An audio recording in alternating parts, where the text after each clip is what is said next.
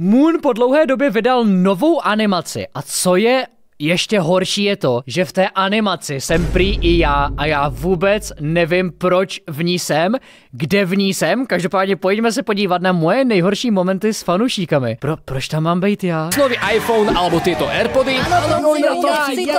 Stačí, keď pôjdeš na moonomerch.sk a kúpiš si akýkoľvek môj merch a automaticky sa tým zapojíš do súťaže o A proč mě nepřišel? iPhone 3x AirPody a o poukážky o môj merch úplne zdarma. Tak na čo ešte čakáš? Chod na moonomerch.sk, pretože okrem Budeš tam stejně jako v atakovým videu. Ne, to v žádném případě. môjho merču môžeš pod stromček dostať aj niečo o mnoho vzácnejšie. A ešte tu mám rovno jeden vianočný darček aj pre všetkých ľudí, hlavne z východného Slovenska. Pretože deň pred štedrým Tam někdo žije. dňom sa budem nachádzať na mojej fanúškovskej akcii v Košiciach s mojou sestrou Clarisou. Lístky sa veľmi rýchlo vypredávajú, takže sa mrknite do popisu alebo na Ticketportal. Užite si video. Čaute ľudia, v dnešnej animácii som sa rozhodol, že budem hovoriť o vás.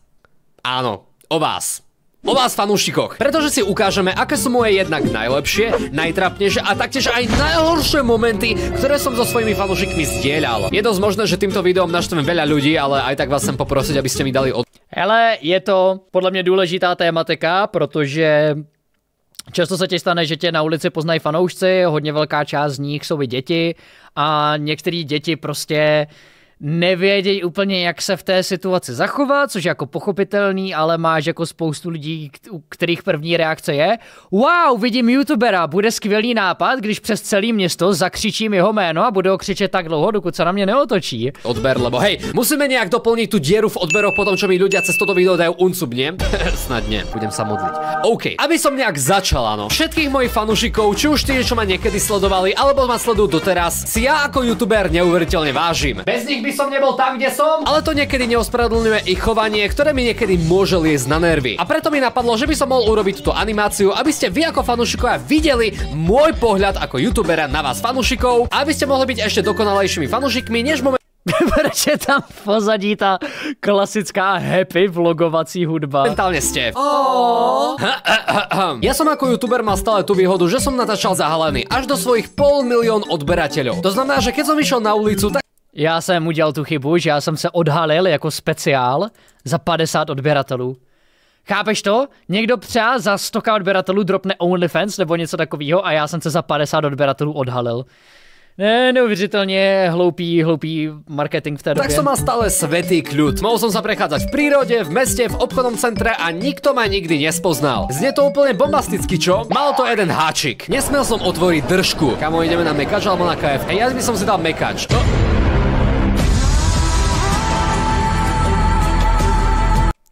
Já si nedokážu představit, jak moc tohle třeba schýzuje gamer, protože ten má takový strašně lehce rozpoznatelný hlas a okolo něj je ta aura toho, že ho nikdo nezná, ještě o to větší. To si ty Moon?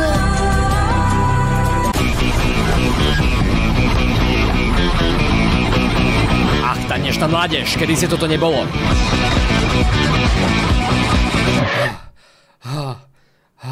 Ale si Moon, môžeme fotku? OK, ale toto sa nestávalo zase až tak často. Jediné miesto, kde som mojich fanúšikov mohol vidieť, bolo na internete. To znamená, že keď sa kedykoľvek na mňa zvalil nejaký hej. Klasický komentář. Jako mě asi nejvíc co překvapilo bylo, že když ještě za dob pandemie, tak já jsem byl v obchoďáku, já jsem měl na hlavě čepici a měl jsem přes pusu roušku a šli mi prakticky vidět jenom oči a borec za mnou přišel. Čau Bigé, můžu se vyfotit? A já, kamarádi, jak jsi mě poznal? Normálně? Já kdybych teďka šel vykrást obchod, tak mě nerozeznání policie ze záznamu kamer a týpeček mě prostě rozpozná na 50 metrů. Hejt, alebo mal Normální snipe prostě. ľudia s ničím problém, stačilo mi urobiť toto. Nikdy nevykrádávejte obchod, OK? To byl pouze Joy. To je všetko, vybavené. Ale od tej doby, čo som odhalený, sa to veľmi veľa zmenilo, Tak Mr. Víz na letišti. pretože ma začali viac fanúšikovia stretávať aj vonku, alebo na miestach, kde by som fanúšikov vôbec neočakával. Hej, tak kámo, ale o tebe sa hovorí, že máš väčšie pero. A neverte ma vôbec. To se mi ještě nestalo. Teď som si spomínal na to, když sme točili to video sogy.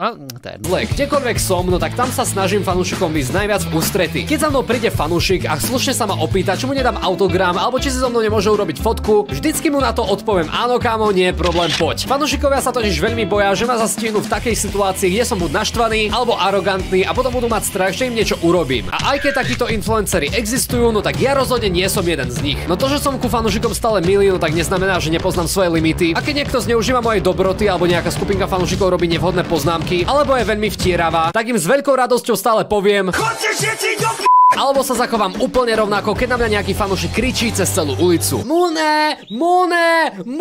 Jop, real. Reálně tohle dělám taky, jako když slyším, že někdo na mě křičí přes celou ulici, já toho člověka ignoruju jenom z principu, protože prostě nechci, aby si ten člověk odnesl to, že hele, tím, že já tady po někom budu křičet, tak dostanu přesně to, co chci. Poď sem! Akože nechcem vám nič hovoriť, ale ja nie som pes. Keď na mňa budete kričať z diaľky, tak vás proste odignorujem a nebudem to riešiť. Raz sa mi dokonca stalo, že takí typickí 14-15 roční bitkaži začali na mňa a na moje auto kričať z druhej strany ulice: Mune, ty Ale potom, keď už tí borci neboli v partii a jednoho z nich som stretol v obchodiaku, kde som akurát išiel: môžem fotku? Tak už zrazu nebol taký drsný, keď už bol sám a bez... Jo, ten davový efekt dělá strašně moc. Řekl bych, že většina lidí, co se jako neumějí chovat, tak se většinou neumějí chovat prostě v tom davu, kdy mají nějaký pocit té ochrany, to, že se ti nic nemůže stát a že si jako můžeš dovolit víc než normálně. Partie. Toto sa mi stáva každopádne veľmi často, že som vonku alebo na nejakej prechádzke a oproti mne idú akurát títo 15-16 roční bitkaži, ktorí sa snažia vyzerať úplne najviac drsne a že sú king of cock. A potom keď ma oproti sebe zbadajú King of co? roční bitkaži, ktorí sa snažia vyzerať úplne najviac drsne a že sú king of cock. A potom keď ma Čeho, že sú king? A oproti sebe zbadajú, no tak úplne prelomia svoj drsňacký charakter a stanú sa z nich úplne najväčší fanúšikovia. O môj bože, čau, hej, teba som sledoval, keď som bol decko, hej, musíme si dať fotku, kámo, podáme foto. A čo sa týka dievčat, tak oni to majú trošku ináč, ale zároveň veľmi podobne. Keď oproti nim kráčam, tak samozrejme, že na ich pohľade vidím, že vás poznali, že vedia, kto som, ale tvária sa, že ma vôbec nepoznajú, majú úplný poker face a väčšinou aj pozerajú do zeme, ale potom keď okolo nich prejdem, no tak už iba počujem toto. O môj bože, to byl kámo. A pre fotku si Já jsem si vzpomněl, mně se třeba 2 týdny zpátky stalo, že já jsem večer šel z města domů a byl pátek večer a prostě kolem mě přišel nějaký týpek, který byl nalitej jako svině. Nedělám si p***el, on vedle mě začal prostě, on jako už byl hodně nahypený, běhal tam všude kolem, přibyl ke mně a začal jak kdyby shadowboxovat, on na něj prostě dělal iš, ale jako nedal nic do mě, ale už jsem byl tak pozoru, já si říkám, kámo, týpek mě reálně nabombí za chvilku. A týpek přestal, podíval se na mě von. Čau Bigge, já mega cením tvoji tvorbu a takhle mi podal ruku, říkám, tohle nejvíce náhodný encounter. Týpek v jednu chvíli vypadá, že mě vybombí a v druhou mě pozná. Keď tak prídu až potom. Skrátke, nikdy sa vám na verejnosti neoplatí vymýšľať plány, ako za mnou prídete. Najlepšie aj pre vás, aj pre mňa je, keď za mnou prídete hneď, priamo a hneď sa ma opýtate na fotku alebo podpis. 99% prípadov s tým nikdy nemám problém. To 1% Já taky, dokud mě týpek nechce vypnout. to je ten špecifický moment, kedy s tým problém mám a to je vtedy, keď som niekde v reštaurácii alebo niečo jem. Čau mu na nudličko, môžem fotku? Já řekl, že tohle není možná až zas tak hrozný, než to, když někde seš na jídle a ty lidi na tebe čuměj. Ty lidi prostě celou dobu, co ty jíš jídlo, tak jenom periferně vidíš, jak někde u stolu jí své jídlo a během toho. A takhle na tebe furt kouká. Klidně 30 minut, než to jídlo dojíš a potom za to přijde. To prostě, já chápu, že z pohledu toho fanouška je to taková situace, ve které moc nevíš, co dělat, ale nejlepší, co v ten moment fakt můžeš udělat, je nečum po těch lidech, počkej, až to jídlo dojí, než třeba půjdou platit cokoliv, pak pro tú fotku biež. Počas jedla nedávam nikdy fanúšikom ani fotku, ani podpis. Ale pokiaľ fanúšik nemá problém počkať, kým dojem, tak nemám ani ja problém sa potom s nimi odfotiť. Prosím, najhoršie, čo môžete urobiť, je buď si ma fotiť z diaľky, alebo len na mňa čumieť, alebo na mňa kričať. Keď so mnou chcete mať priateľskú interakciu, proste príďte za mnou ako ľudia a ja k vám budem aj takto pristupovať. No ľudia sa zdravia rôzne. Stalo sa mi napríklad aj to, že keď som bol na Sabinovskom jarmarku spoločne s Nudličkou, tak sme sa proste len prechádzali po ulici a zrazu na mňa z ničoho nič zozadu skočila asi 8 alebo 9 ročná fanúšička a zavesila sa na mňa ako opica. Skoro som dostal infarkt, takže toto prosím nerobte. Mimo toho nemám nikdy so žiadnymi fanúšikmi žiadny problém. Až do tej doby, čo mi nebudú zvoniť na barák. Za môj život Jo, to sa mi taky stalo. Sa niekoľkokrát presťahoval. A stále keď decka zistili, že som sa akurát do ich štvrte nasťahoval, tak mi tam hneď začali vyzváňať a prosiť o fotku. Tu chcem, aby si každý z vás niečo zapamätal. Je úplne niečo iné, keď sa nachádzam na verejnosti a keď sa nachádzam doma vo svojom súkromnom prostredí. Keď som na verejnosti, no tak s akoukoľvek interakciou s fanúšikom nemám vôbec žiadny problém. A naopak som ku všetkým z vás all inclusive. Niekedy kvôli tomu aj obmedzím svoj vlastný program s priateľkou, pretože keď akurát vychytám deti, ktoré akurát skončili v škole, tak ma obkolesia zo všetkých strán a kým ja dám fotku alebo podpis, tak sa ku tomu mravenisku deciek pridajú ešte ďalšie decka. A moje Jo, tohle jako... Když potkáš třeba jednoho, dva týpky, co si s tebou chtějí dát fotku, tak to je v klidu, ale v moment, co potkáš třeba nějaký třídní zájezd, tak to v ten moment víš, že minimálne tak na 10 minút bude. Priateľka niekedy iba zostáva sa na to všetko z diaľky pozerať a dúfať, že to čím skôr skončí, aby sme mohli ísť ďalej. Keď som na verejnosti, tak som schopný pre vás urobiť vážne prvé a posledné. No naopak, keď sa nachádzam doma na svojom pozemku v mojom vlastnom baráku, tak proste mám právo na súkromie a na svoj kľud. Pretože keď mi ho nejaký fanúšik naruší, tak väčšinou to riešim veľmi rýchlo. A to skrz ich rodičov alebo kľudne aj políciu. Veľa fanúšikov si totiž neuvedomuje, že všade okolo môjho baráku sa nachádzajú kamerové systémy, ktoré dokážu všetko chytiť do najväčších detailov. To znamená, že keď sa nájde fanúšik, ktorý dostal vsázku, že mi zazvoní alebo že ma bude troliť, kamo, zazvoň mu. Prezident není doma, zanechte správu. Ale mu nemáš na hovno videa. Alebo to, že príde nejaká skupinka detí a zazvonia mi na barák a potom hneď zdrhnú. OK, kamo, zdrhaj. Tak si asi myslia, že ani nič nevidím. Potom ale tieto blbé decka vážne prekvapí, keď im večer na barák zaklope polícia s tým, že dostali sťažnosť o porušenie súkromia. Vtedy už im ten úsmev klesne. Vtedy už nie sú takí frajeri ako vtedy, že čo mi zvonili na barák. Hrozne sa ospravedlňujú, hrozne hovoria, že ako to už nikdy neurobia, ale keď nad tým mali premýšľať predtým, tak na to prdeli. A s takýmito fanúšikmi sa ja osobne nikdy... Cože? Tvoje činy můžou mít nějaký následky? No to snad ne. Jako... Mě naštěstí musím zaklepat, co tohle fakt stalo jednou, kdy to bylo nějaký 2 roky zpátky, nebo možná rok zpátky, kdy první mi pod bytem vyřvávali nějací týpci třeba 10 minut a po těch 10 minutách to zakončili tím, že mi zaklepali na dveře a zdrhli, to jsem jako fakt byl hodně nasranej, říkám, kámo, to fakt jako není normální. A potom třeba 2 měsíce na to mě znovu někde potkali a omluvili se mi za to, tak to mělo aspoň jako takový fine ending, ale nedělejte to, fakt není to příjemný. Chápu, že v ten moment to prostě může vypadat jako prdel a je to sranda, ale já bych řekl, že zábava je to jenom v moment, dokud se nad tím můžou bavit obě dvě strany a ne jenom jedna. Nekašle, pretože keby som bol ku nim milý, tak by to asi skončilo nejak takto. Ahoj, čo by si potreboval? Mune, prosím, môžu fotku? Aha, pozri sa, keď ma nepoznáš a keď nie si niekto z môjho osobného života, tak prosím ťa nezvoň, pretože mňa to otravuje. Ak pokiaľ by si chcel fotku alebo podpis, mám to fanúškovské akcie, alebo ma môžeš stretnúť kedykoľvek na verejnosti, ale momentálne pracujem na videu a tieto zvonenia ma celkom otravujú, takže prosím ťa už to nerob. Takže nebude tá fotka?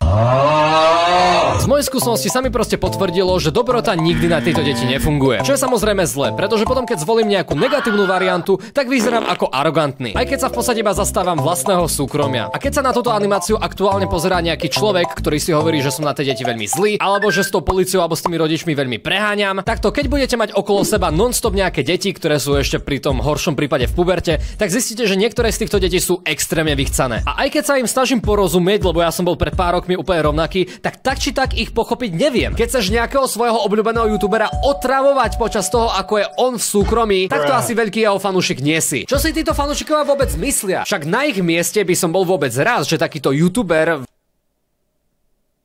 Ok, kámo, já jsem fakt čekal cokoliv, ale co to do p***le je?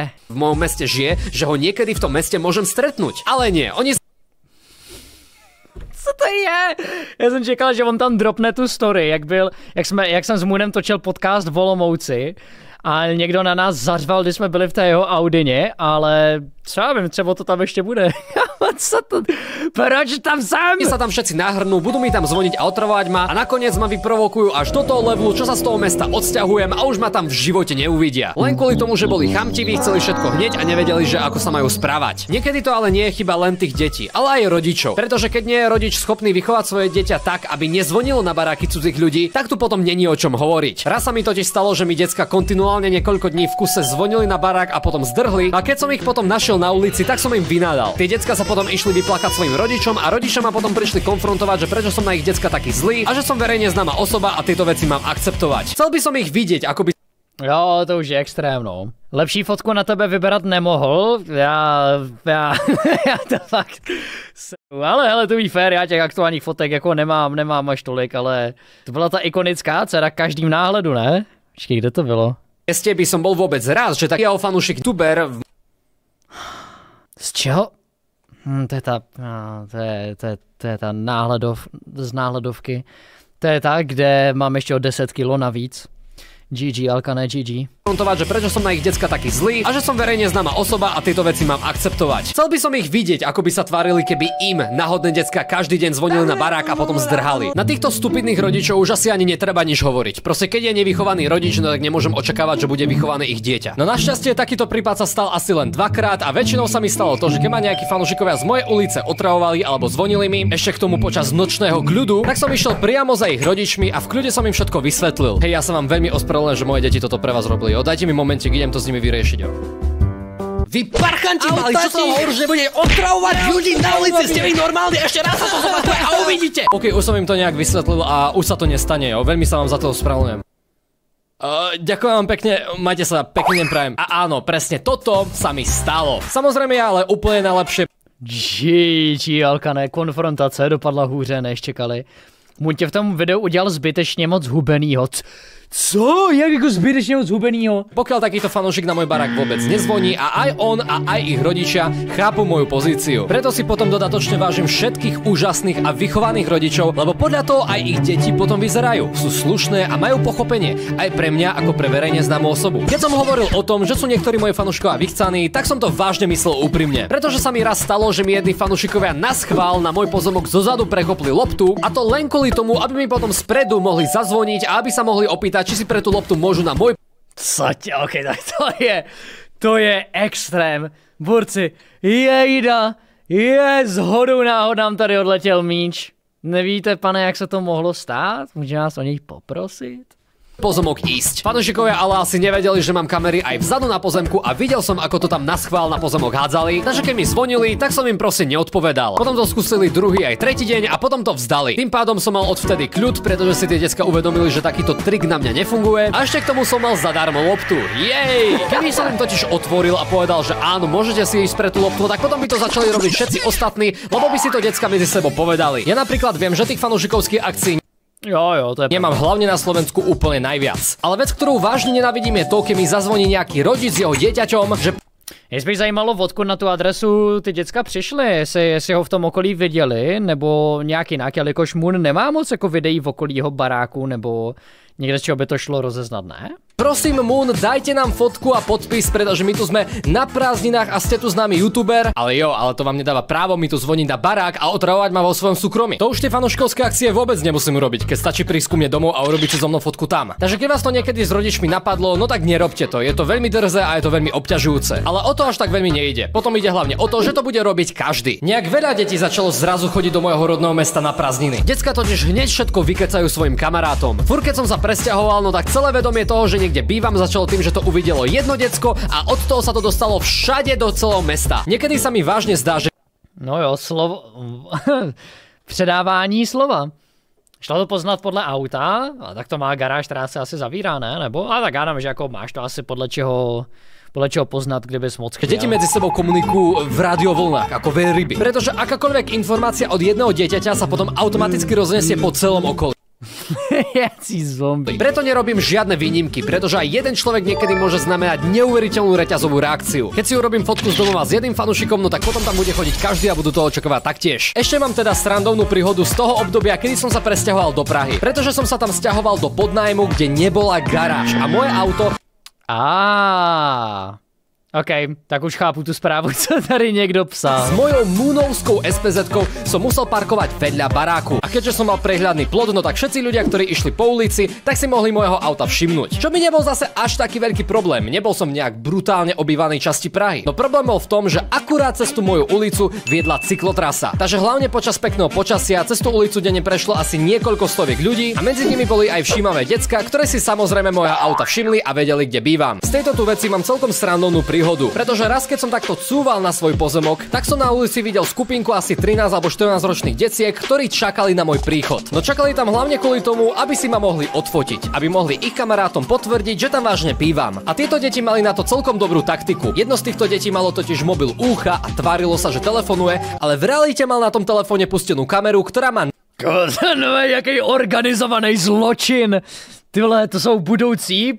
Jsou budoucí díleři. nahrávala presne v tom smere, kde mieril ten telefon. No pri tak super Kámo, takovýhle surikaty neměl rozmístěný ani Pablo Escobar. taktike by som očakával, že by ju aj natrenovali, pretože týpek má zapnutý blesk. Hej ty Tak nic. keď ma chceš nahrávať, no tak si najprv vypni blesk, dík. V tom momente sa ten typek extrémne začervenal a postupne a vo veľkej trapnosti typci odišli. No tu ich snaha neskončila. Stávalo sa napríklad aj to, že títo typci naschvál pred mojim barákom na ulici hrali futbal celý deň, len aby mohli vychytať čas, kedy z toho baráku vyjdem, aby ma mohli vidieť. No odkedy tieto decká kopli loptu tak, že to niekomu rozbilo okno na aute a dostali za to extrémne zdrba, tak už sa na tej ulici neukázali. No aj od tej doby bolo na poriadku to, že minimálne jedenkrát za mesiac mi niekto tak či tak na barák zvonil. A väčšinou to boli tak 7, 8, 9 ročné deti, ktorí chceli fotku. A verte mi, ja by som si s tými deckami hrozne rád tú fotku dal, ale viem proste, čo sa stane. Keby som si s nimi fotku urobil, tak by sa stalo presne toto. Ahoj Mune, môžu fotku? No jasne, poď Borče, selfiečko. Ďakujem. Tak, okej, nemá zač. O pár hodín neskôr. Ahoj, čau Mune, môžeš mi dať ešte podpis na mikinu? Jo, dám, ale už si tu druhýkrát jo dneska, takže ti dám podpis a už tu prosím ťa nechoď, jo? OK, ďakujem. Nemá zač. Na ďalší deň.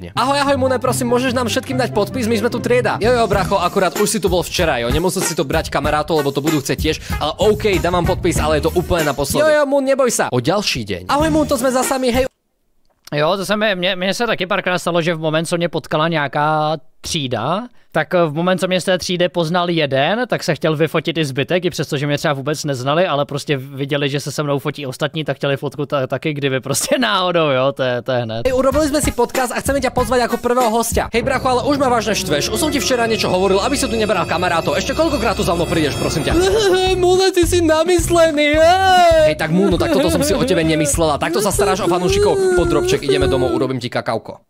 A toto je prosím vás realita každej jednej známej osobnosti. Že chcete byť s fanúšikmi za dobré, ale nakoniec tak či tak vy skončíte ako ten blbec. Takže nie, niekedy je lepšie si stať za svojím a ja si stojím za tým, že súkromie je súkromie. No mám tu ešte jednu príhodu, ktorá je ale veľmi negatívna, v ktorej boli zakomponovaní aj fanúšikovia, ale aj rodičia a vážne to bolo veľmi vyhrotené. No o tom budem hovoriť v ďalšej časti tejto animácie, ktorá bude o mojich fanúšikovských akciách a vyjde niekedy v nasledujúcich týždňoch. Já bych ty fanouškovský akce nedal. Já bych si tohle prostě nevzal na triko s organizací a nechtěl by se mi s tím stát. Jako kdyby byl pozvaný na nějakou youtuberskou akci, tak to by asi jako byla jiná, ale cením, že Moon tady tohle dělá jako sám na sebe, bych si nelajznul. Ale myslím, že to možná i Fizi dělal jednou. No možná i víckrát. Takže určite mi dajte odber na môj kanál, aby ste o tento diel neprišli a pripomínam vám, že keby ste chceli po stromček iPhone alebo Airpody, tak ich môžete vyhrať. Dobré videjko, dobrá animace. Čer ještě k té storce s tím Moonem, tak když jsem s Moonem dělal podcast v Olomouci, asi taky nějak rok zpátky, tak když jsme jeli potom ode mě, tak bylo léto, Moon měl prostě sklopený okýnko, zastavili jsme na červené a stáli jsme vedle tramvajové zastávky. Nějaká holka se podívala na tu Moonovu Audinu a říká, ty vole, to je zase nějaký namyšlený debil. A fakt to jako šlo slyšet, on to řekla nahlas. A pak se podívala do toho sklopeného okýnka a opět přes celou tu tramvovou zastávku zařvala. Oh my god, to je Moon! Já se jako říkám, ty vole, to je neuvěřitelný. To je jaký prostě instantní switch z tyjo, to je ale namyšlený debil na wow, tyjo, toho vlastně znám. Takže já jsem čekal, že právě jako budu zmíněný tady v tomhle kontextu, ale tohle mě celkem překvapilo. Každopádně dobrá animace.